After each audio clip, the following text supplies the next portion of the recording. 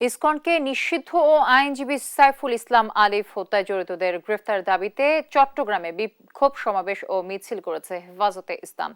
শুক্রবার জুমার নামাজের পর নগরীর জমিয়তুল ফালাহ মসজিদ থেকে মিছিলটি বের হয়ে ১৬ শহর ২ নম্বর গেটের বিপ্লব উদ্যানের সামনে শেষ হয়। সেখানে সমাবেশ করে সংগঠনটি।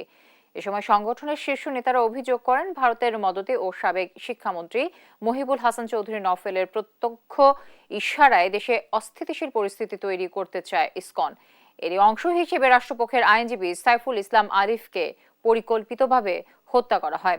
ইসকন নেতা চিন্ময় কৃষ্ণ দাসকে জেলখানায় ডিভিশন বাতিল করে হত্যা মামলায় গ্রেফতার দেখানোর আহ্বান জানান হেফাজতে ইসলামের নেতারা। একই সাথে ইসকনকে নিষিদ্ধ করার দাবিও জানান দলটি।